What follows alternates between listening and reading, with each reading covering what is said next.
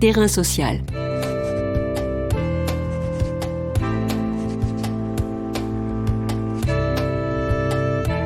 Hugues Chevarin. Sarah Perrin. Sarah Perrin est doctorante en sociologie à l'Université de Bordeaux. Ses recherches portent sur les trajectoires des femmes insérées socialement dans les mondes de la drogue à Bordeaux et Montréal. Elle est également coordinatrice remplaçante du dispositif TREND, Nouvelle-Aquitaine, de l'Observatoire français des drogues et toxicomanie. En France, 92% des interpellés pour des infractions à la législation sur les stupéfiants, ILS, sont des hommes selon les statistiques policières. Ces dernières cachent une réalité partiellement étudiée, la place des femmes dans cet univers de la drogue. Quel profil de femmes y rencontre-t-on ? Mules, nourrices, évidemment complices, rôles souvent subalternes. Toutefois, l'approche par le genre dans la recherche en sciences sociales permet l'émergence d'une figure invisible, les femmes dealeuses insérées socialement. Aujourd'hui, Terrain social éclaire cette zone d'ombre et s'interroge sur la nature de cette invisibilité. Terrain social.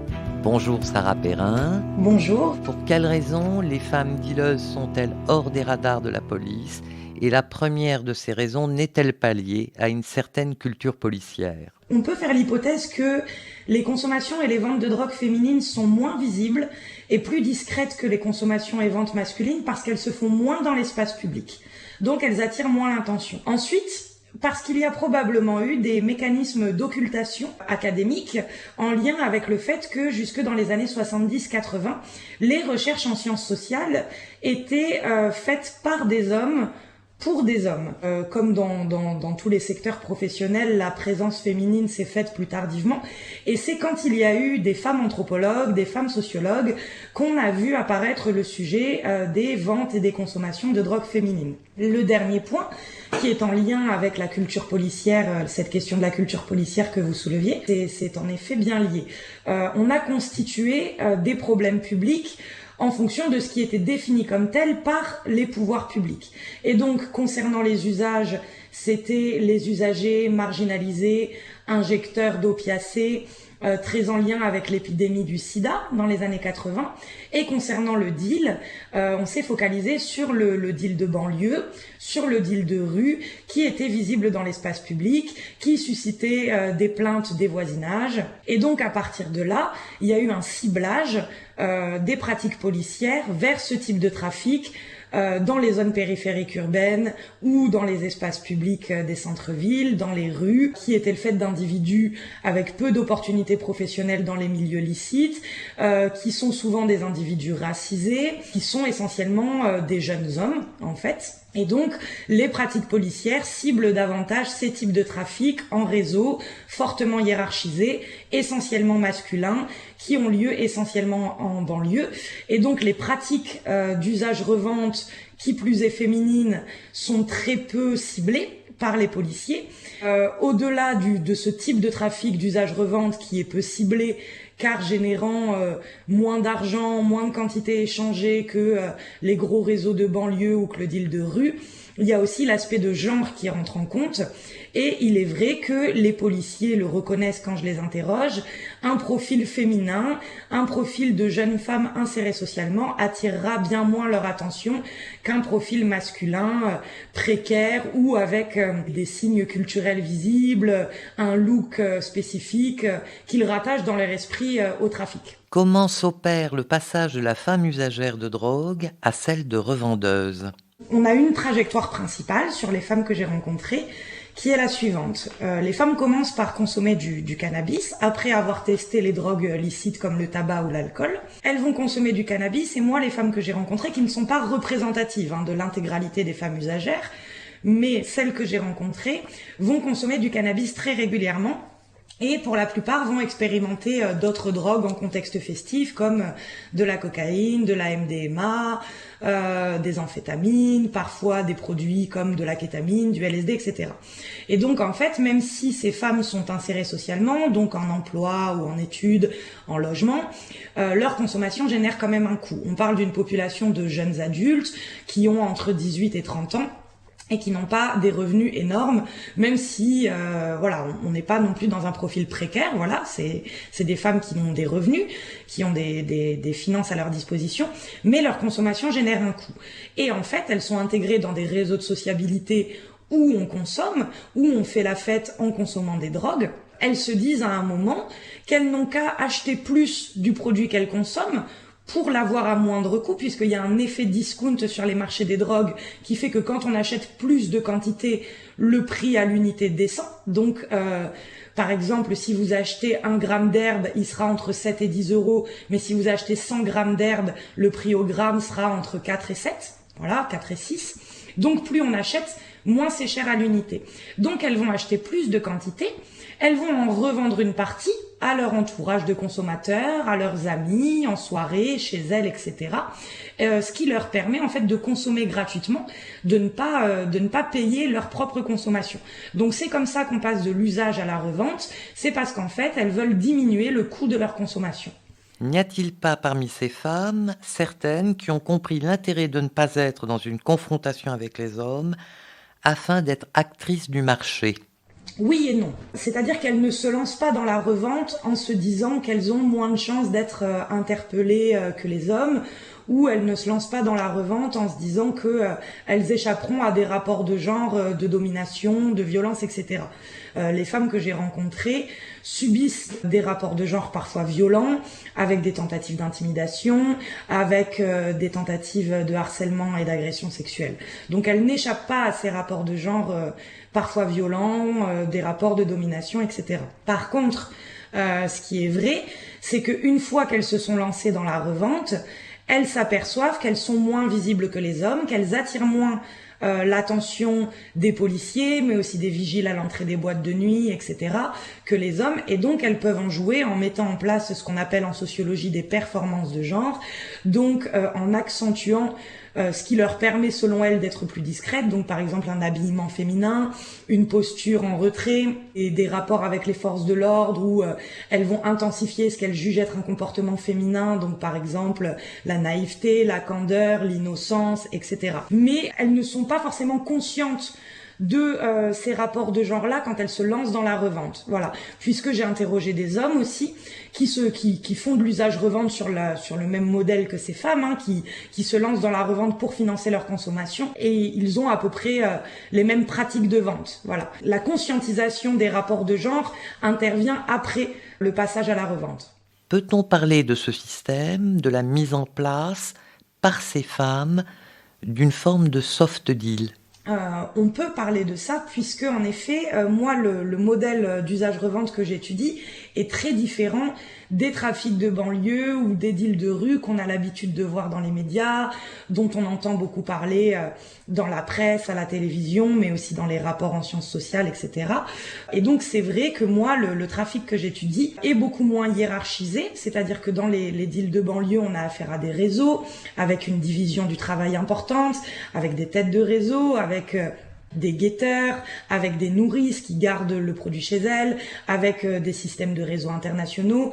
Là, moi, j'ai affaire à des revendeurs qui ne sont pas dans un système aussi hiérarchisé, qui ne sont pas dans un système en réseau, et également où la violence est beaucoup moins présente que ce qui a pu être analysé dans les deals de cité, où on a des auteurs comme Ben Lagdar ou Kokorev qui mettent en avant un système extrêmement régi par la violence, par la contrainte, par la menace.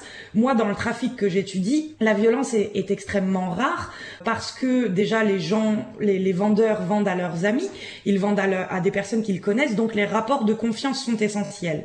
Également parce que la violence est perçue comme un élément qui pourrait attirer l'attention des forces de l'ordre et donc mettre en péril le système de vente, mettre en péril les acheteurs, mettre en péril les vendeurs. Donc il y a beaucoup moins de violence. Et le maître mot, c'est vraiment la confiance. C'est-à-dire qu'on va vendre chez soi ou chez des amis, à des personnes qu'on connaît ou à des amis d'amis. Mais voilà, il faut ce qu'on appelle une forme de cooptation. Il faut un piston, en fait, pour être mis en relation entre le dealer et l'acheteur. Donc on peut parler de soft deal dans le sens où par rapport aux représentations qu'on se fait du trafic, par rapport au trafic de banlieue, par rapport au trafic de rue, il y a moins de violence, c'est moins hiérarchisé, on n'est pas sur un fonctionnement en réseau, on est presque sur de l'auto-entrepreneuriat dans le deal. Toutefois, j'imagine qu'il faut parfois aller sur le terrain. Y a-t-il un face-à-face avec les hommes et à quelle stratégie d'évitement ont-elles recours et quelles ressources développent-elles pour faire du business? Il y a des situations qui peuvent générer du danger et des vulnérabilités. Déjà, par exemple, au niveau de tout l'aspect rapport de genre et violence sexuelle, les femmes que j'ai rencontrées en tant que consommatrices, en tant que clientes et en tant qu'acheteuses, elles ont en majorité été confrontées à des situations où d'autres consommateurs ou des vendeurs tentent de les séduire à travers ce qui pourrait s'apparenter à du harcèlement sexuel, où la drogue peut notamment devenir une forme d'outil de séduction, c'est-à-dire que le vendeur va essayer de rentrer dans un rapport de séduction où le produit, donc la cocaïne, le cannabis ou autre, deviendra un argument pour que la femme en face réponde à ces tentatives de séduction. Ça se produit aussi entre consommateurs, c'est-à-dire dans les espaces festifs ou en soirée privée, un consommateur pourra essayer de draguer un peu une consommatrice, une cliente, en lui proposant du produit. Donc ça, c'est un premier point. Ça, c'est aussi lié à une association qu'on fait dans nos esprits entre usage de drogue féminin et disponibilité sexuelle. On a tendance à penser qu'une femme qui consomme des drogues, c'est une femme qui est disponible, ouverte sexuellement, voire qui est prête à tout pour pouvoir avoir son produit. C'est un peu le mythe de la pute à coque, cette femme qui serait prête à vendre son corps contre des substances. Concrètement, sur le terrain, cette figure de la pute à drogue ne se constate pas. Je n'ai rencontré aucune femme qui sont dans une situation où elles échangent des services sexuels contre des produits. Par contre, elles rapportent toutes des tentatives de séduction en lien avec des situations de consommation ou d'achat. La plupart des femmes rencontrées ne vont pas souhaiter rentrer dans ces rapports-là parce que ça les met mal à l'aise, parce que la figure de la pute à drogue est une figure extrêmement stigmatisée, très décriée, très connotée négativement, donc elles ne souhaitent pas rentrer là-dedans. Pour éviter de se faire harceler sexuellement, de se faire draguer, d'être perçues comme ouvertes et disponibles sexuellement, elles vont mettre en place des stratégies qui sont constatées dans toutes les études sur, par exemple, les déplacements des femmes dans l'espace public, donc ne pas laisser paraître de signes d'ouverture, donc ne pas sourire, ne pas être trop ouverte au dialogue, avoir une attitude qui en impose, montrer qu'elles sont là uniquement pour acheter ou vendre ou consommer ou faire la fête et pas pour rentrer dans un jeu de séduction. Ça peut passer aussi par une forme de masculinisation, ne pas porter de jupe, ne pas porter de talons quand on va acheter des drogues, avoir une attitude où elles vont s'approprier des codes qu'elles estiment masculins. Donc ça peut faire partie des stratégies. Quelles sont, selon vous, les autres vulnérabilités?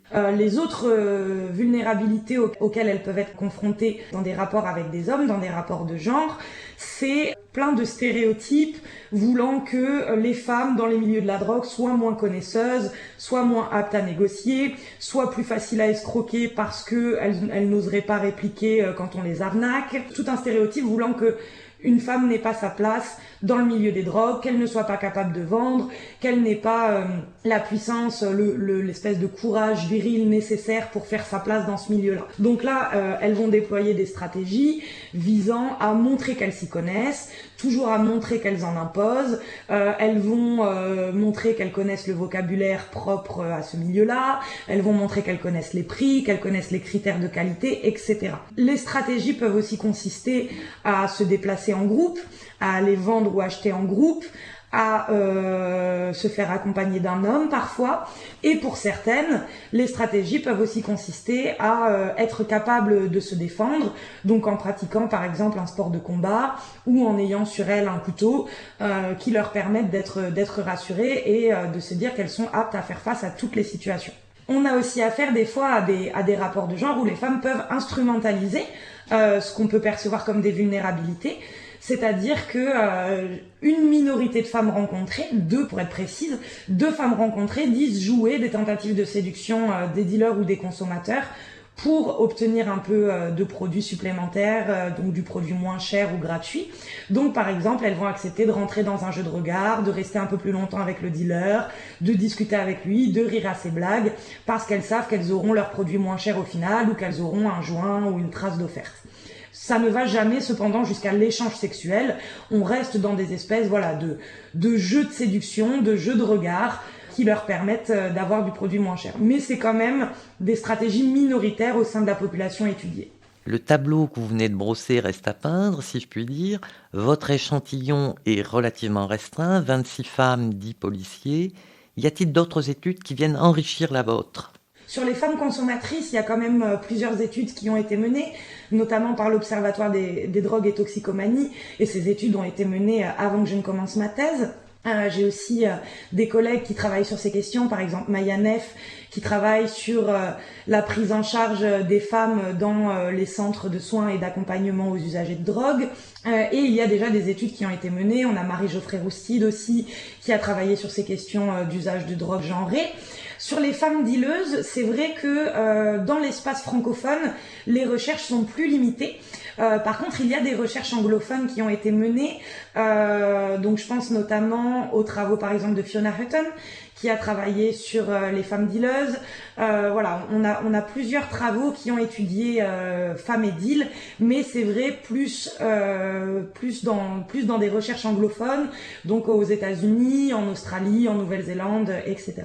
Dans l'espace latin où nous sommes, votre travail est d'importance dans la compréhension de ces phénomènes.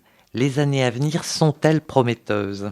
Il va y avoir des recherches croissantes sur le sujet drogue et genre dans les années à venir, avec la constitution de chaires de recherche, de départements, et de manière générale, la thématique du genre prend une place de plus en plus importante dans les recherches en sciences sociales, puisqu'on constate que les rapports sociaux de genre sont des rapports transversaux à toutes les pratiques sociales, à toutes les sphères de la société.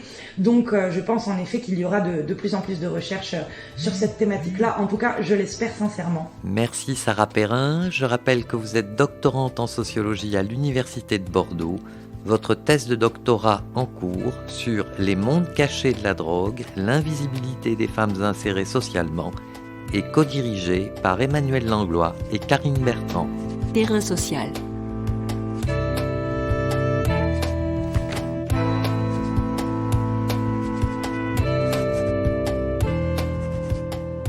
Tous les podcasts du chantier sont à retrouver sur lechantier.radio et sur les plateformes d'écoute.